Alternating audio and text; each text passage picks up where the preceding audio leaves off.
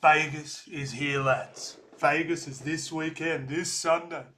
Oh my God, I cannot wait for this. It's going to be absolutely ridiculous, guys. And I'm always excited about footy coming back. But to open up in Vegas, I'm not going to lie, man. I am so pumped for this.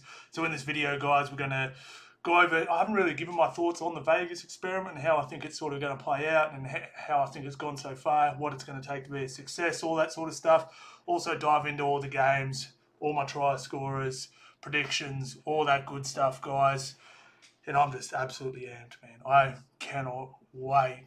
I cannot wait. Now, just on Vegas as a whole, sort of to start, I was a little up when they announced it. I was like, oh, it's cool. That's cute. It's a good idea. I have quite a bit of family in Vegas. My whole mum's side is over there. My part of my dad's side used to live over there as well. They're back in Brisbane now, but they do genuinely like rugby league over there, and they don't follow it obviously, but they do like it. They think it's pretty cool. Like they've always thought it's pretty cool. In fact, I've got friends in the States who literally fly over to Brisbane Broncos games, State of Origin games, because they came over here for a holiday. I took them to a game and they loved it. So there is an appetite for it, guys. It'll never overtake anything. And one thing I hope they don't do, I hope they don't keep pushing no pads and helmets. Like, you don't want to go against the NFL. You want to be like, we're both dope sports, watch both of us. You know what I mean? Like, I really hope they don't sort of...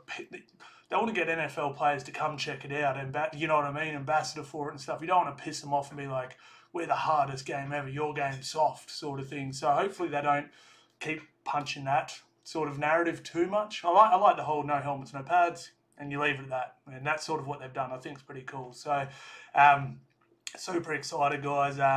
What they've actually done behind the scenes is absolutely brilliant. And there's a few things I want to touch on as well, what I don't think a lot of people have sort of realised as well. But so first of all, the game looks like so it looks like they're blocking off the very top rows. So the stadium holds 65k at absolute full capacity. It looks like they've blocked it off. I'm just guessing here. Looks like there's about 45 to 50,000 tickets available. I believe there's 40,000 sold.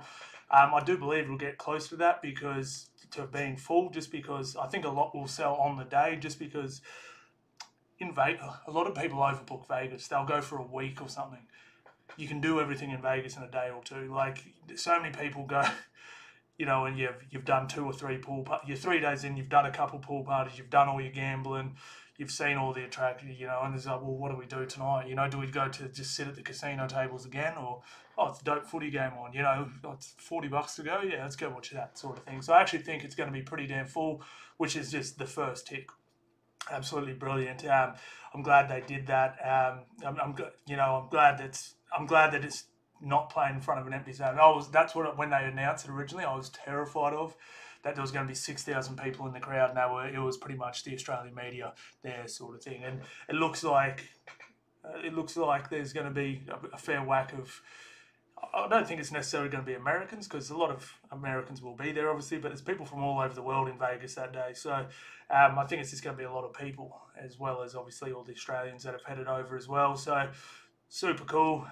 So I think that's a pretty big tick as far as attendance goes.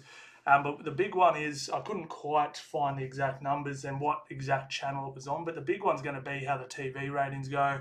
I think the NRL boss said there's going to be...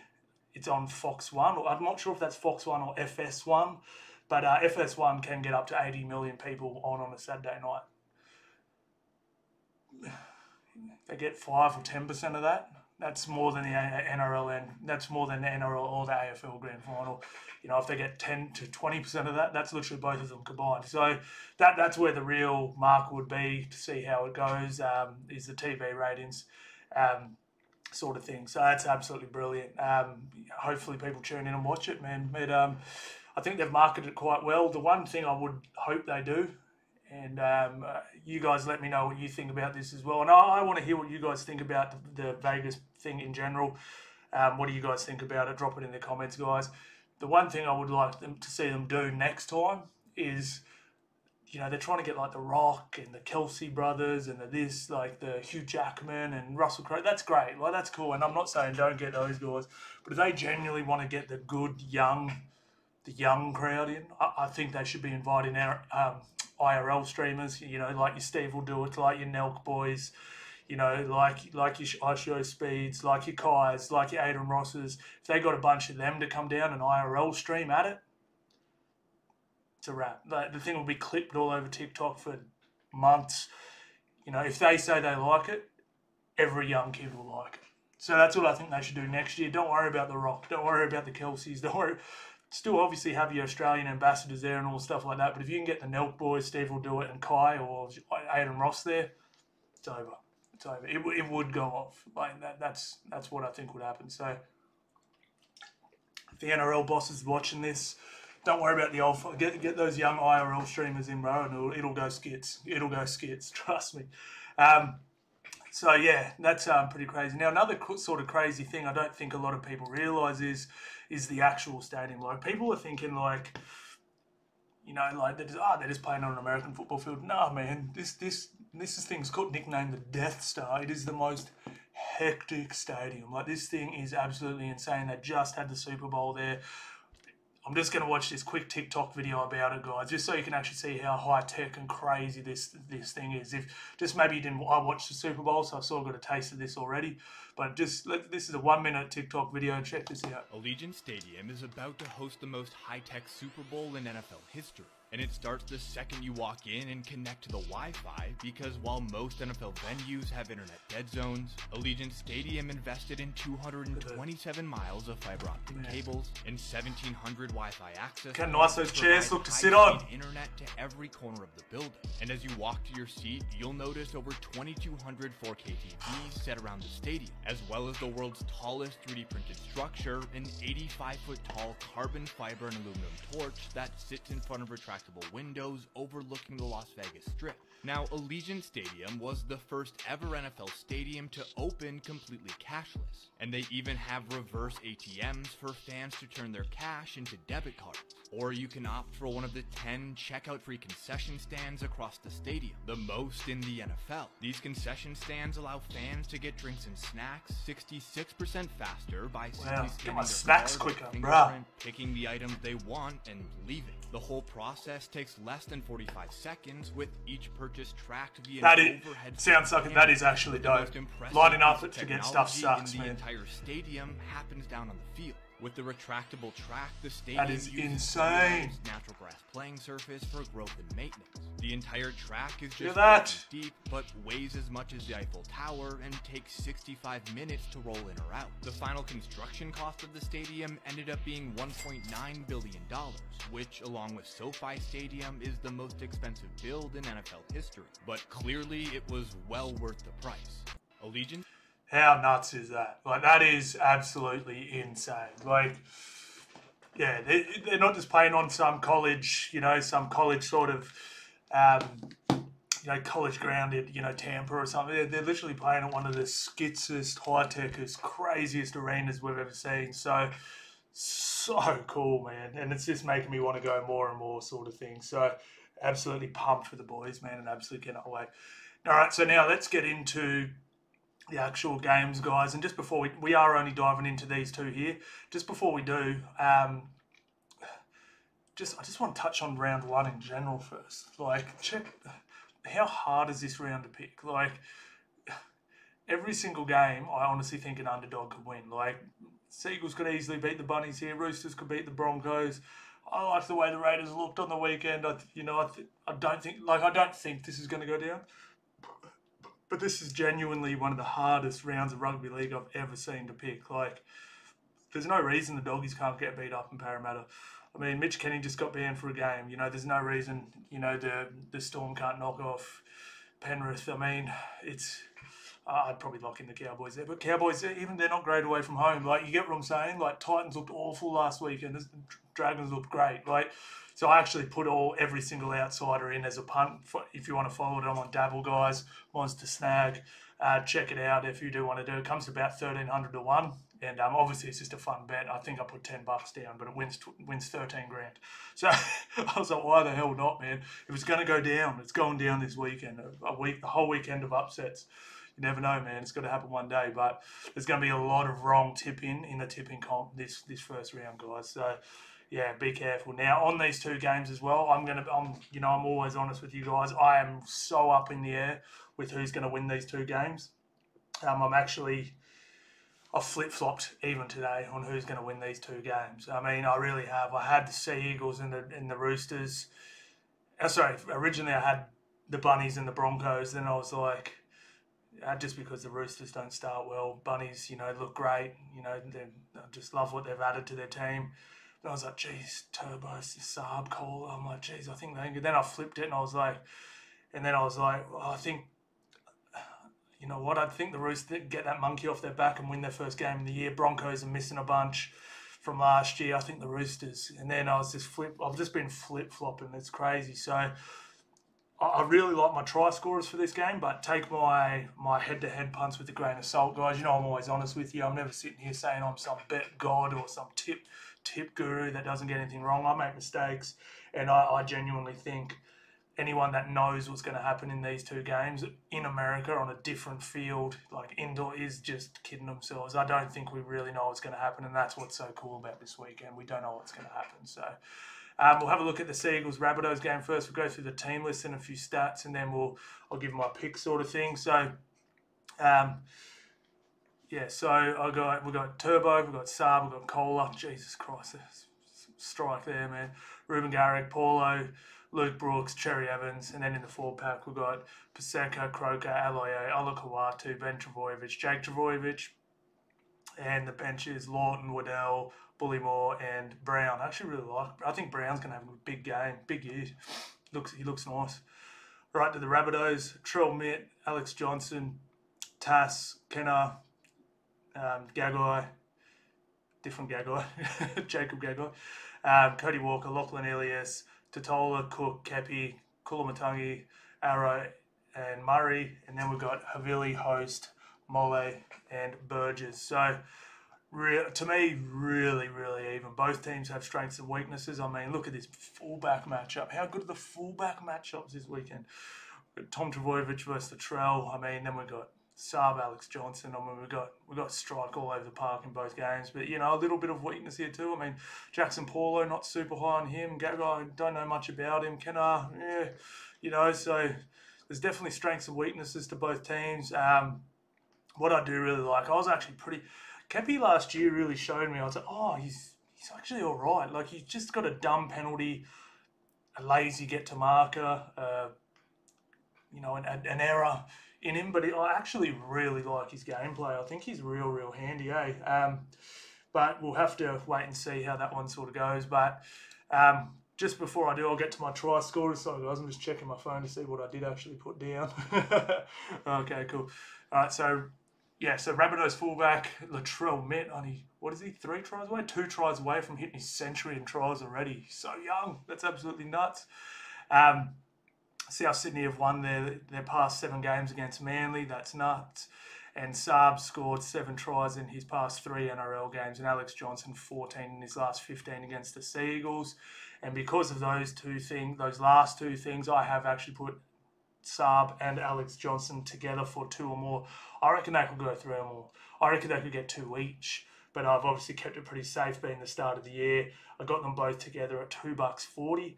I don't mind that at all. I mean, like I said, maybe Bunnies blow them off the park and Saab doesn't get a try, but Johnson could get 2 and vice versa sort of thing. So that's why I really like those 2 for 2 or more guys. So we'll have to wait and see. But I really like those 2 guys' chances, guys. And this sort of tipped me over the edge a little bit, and why I'm tipping the Bunnies. I just feel like they have sort of had the wood on them a little bit.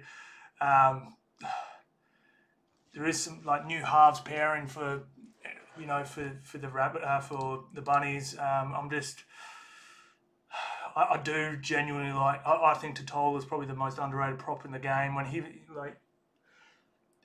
South looked completely different with him in and out of the team last year, and he was barely in the team. When he was in the team, what people were saying they're going to win the. Obviously, the Latrell Mitt was in there too. That helps, but I mean, a full healthy. I mean, Totola, Cook, Kepi, Kulamatangi, Jairo, and Murray. I love that. Paseka, Croker, Aloye, Olakawatu, Ben Trbojevic, Jake Trbojevic. I like that. I love that. I like that. And that's pretty much it. And then if these guys do get on top a little bit, and then Cody Walker and Latrell Mitt have time, Alex Johnson scoring tries. That's my analysis. That's it. That's pretty much it. If I just genuinely think Bunny's forward pack looks the best it's looked. Bunnies are one of the few teams who can sort of lose the forward pack battle and still find enough, because Cody Walker and Latrell are so good at creating time, creating space. But if this forward pack does get on top of this one, which I think they might, I think the Bunnies can get it done. But I'd go either team 1 to 12. I don't think this will be a blowout. And again, we don't know what it's going to look like on this field. I'm not too sure how deep the end zones are. I'm not too sure if the field's super, like, a lot of stuff can, you even hear games where there's the roof, that halfbacks and stuff get a little thrown off when they're kicking. You know, you're looking around and you feel like there's something over your head, and you just kick a bit different. You kick a bit off, sort of things and stuff like that. So, super interested. But man, I would not be surprised even a little bit if Manly win this game. I think Manly are in for a big year, and I do think they'll make the finals if Tom's healthy. Right, so that's it. That's what we're going. We're going Johnson Sarr for 2 or more, and probably Bunnies 1 to 12 is what I'm looking at. I'm probably not going to do any head-to-head sort of thing though. Who's calling me? Potential scam. That's the only phone calls I get these days, lads, is scammers. All right, let's go. All right, on to Broncos Rabbitohs. Oh, the main event. Now, like I said, I've been flip-flopping on this one a little bit, just because,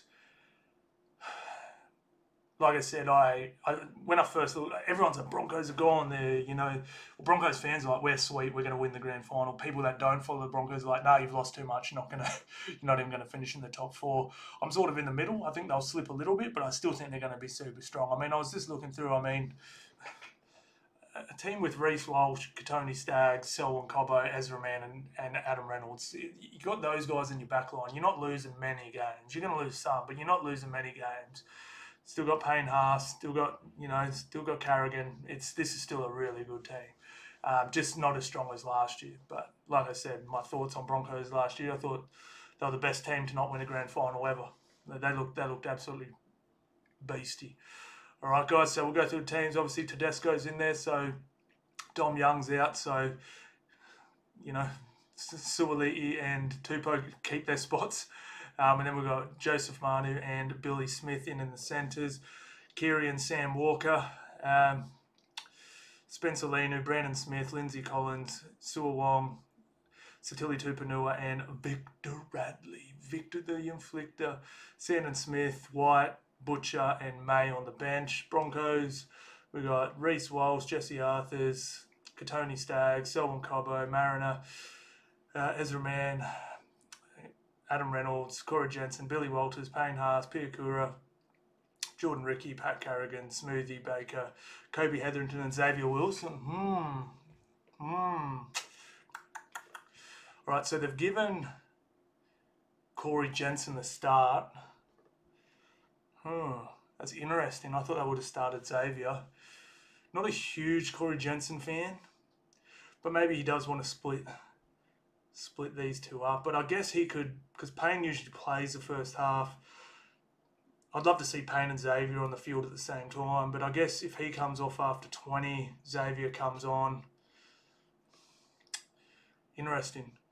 Me personally, I don't rate Fletcher Baker at all. I don't think he's very good. Like I said, the Roosters had him last year, had tons of prop injuries, and he still wasn't getting minutes. That tells me, the coach doesn't think he's that great. And then the time we did see him on, he was getting 25 minutes. I thought he didn't look great. So, I don't know. I don't think you want to have Fletcher Baker and Xavier Wilson on at the same time. So, I'd probably be swapping those two out, because then, But anyway, Kevy's been making the right moves lately, so he's obviously probably seen something there I don't. But anyway, look, this is going to be tough, man. This is going to be tough. Now, Roosters won 5 of their past 7 games against the Broncos. Roosters second rower Daly Cherry-Evans has scored 4 tries of his past 4 games against the Brisbane Broncos. Now, I haven't put this down yet, but I am going to. So I'm going to have a quick look to see how much that's paying, because I really like. So just in this game, guys, just what I'm thinking is, I don't think the wingers and stuff are going to score as much. I actually think it might be the second rowers and the centres scoring. Okay, so I'm going to have a quick look how much Daly is to score. Try scorers, 1 try. Oh, whatever. I won't look that up. It'll take me a minute. Yeah, I think it's going to be more the second rowers, centres scoring in these ones. I really do. Even fullbacks. I think Teddy's good for 1. Reece could be good for 1. I love Stags for 1. I love Selwyn for 1. I love Joey for 1. And I love Suawong, I love Tupanua for 1, and I love Piakura.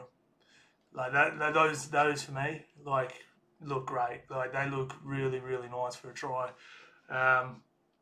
Yeah, that's what I'll be looking at. I'd have a feeling there's some value in this one.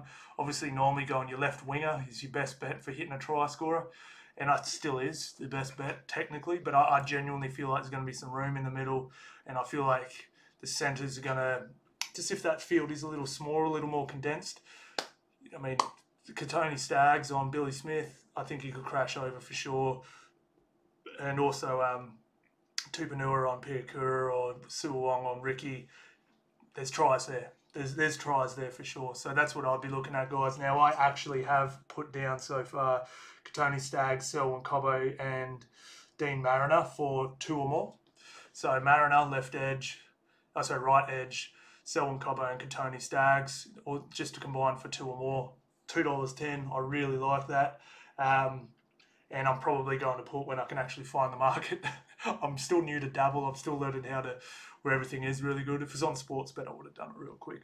But I'm probably going to look at Tupanua as well. Daly Cherry-Evans. I think he can jag one for sure. Like, he looks nice. He's destructive. He's a really good ball runner. So love it. Now,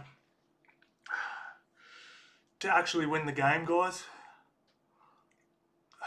I'm just, like I said, when I was like, Broncos are going to win this for sure. When Roosters always start poorly, blah, blah, blah. And then I looked at their team list and I was like, Roosters are going to blast the Broncos. Because on paper, it looks better.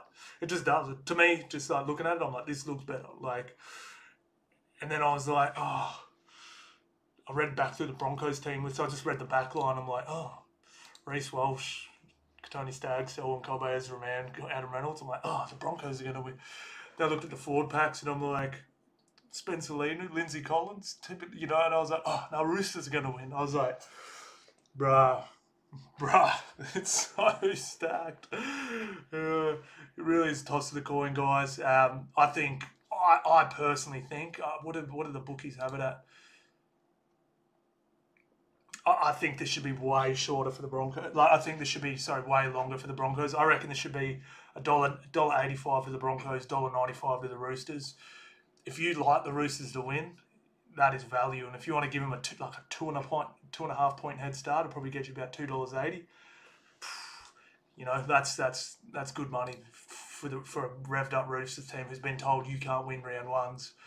I mean, we got strike all over the pack here, and if this pack can get on top of this pack early, fast, beat it up, they could win for sure. They could win for sure. Having said that, though, guys, I just don't think the Broncos are going to fall off as much as everyone thought they did, and I do just think the Roosters might have a little jitters. I feel like the Broncos might just shine on the big stage a little bit better than the Roosters. I don't know why. I just feel like this game was sort of built almost to promote Reece Walsh. I don't know, man. Another reason is, guys, the new downtown rule. Everyone was saying, Broncos and they have so many blockers, they're going to be stuck this year because they're really good at using their blockers. Paddy Carrigan's great at it. Payne does it. Isaiah Yeo, Fisher Harris, they block their kickers. Yeah, like that, they're going to have to adjust to that. But do you know what that also does? It It means because there's no downtown chasers, your back three have more space to come up the ground. Reece Walsh with more space. Stop it. Stop it. You're done. So if Reece Walsh gets space and gets loose and gets confident in this game, Ezra Mann slicing up through the middle. Yeah, and just the other thing, why I'm leaning towards the Broncos is I love Ezra Mann and Adam Reynolds in this game. Keary versus Walker. I'm sorry, man. Just don't get my willy wobbling. Luke Keary and Sam Walker do not get my willy wobbling. I mean, they just don't. I think Roosters match them just about everywhere else. If not slightly better, but kicking's going to have to be perfect. Ezra Mann's running game is just better than both these put together. It's on another level. So, yeah, I'm going to go the Broncos in this one, guys. I'm going to chuck down, just as a tip, I'm going to chuck down Tupanua as well. And like I said, I've also got these three guys here, Staggs, Cobbo and Dean Mariner to score as well. And that's it. We've got 2 games, lads. That's it. Nice short video. We knocked it all out, but I'm so excited for this, guys. And bring it on, man. I just cannot. I'm so shocked how excited I was. It sort of shocked me how excited I got when I was like, oh, this weekend is Vegas. Felt like it's like I'm going to actual Vegas. I'm just going to be sitting in my lounge room or sitting in my spare room in here watching the game. And I'm so damn excited for it. It's going to be so sick. Oh, but look, man, I'm predicting both games to be awesome. I'm predicting, and let's just pray as well the refs let them play. Let's hope that they don't enforce those little niggly rules too much. Like, if there's a little leg pull and it doesn't affect the game, please we don't want American fans going, what? I didn't see that in the preview video. Like, you can't touch their leg. Like, just little niggly stuff like that. If it doesn't affect the game, I hope the refs just let it go. Yeah, and just let the game be free flowing. Maybe an early whistle for holding down. You know what I mean? Just an early penalty. You held down too long, just so the players know. Get off, and then we have a nice free flowing game, and go from there, man. But bring it on, guys. Vegas, let's go, baby.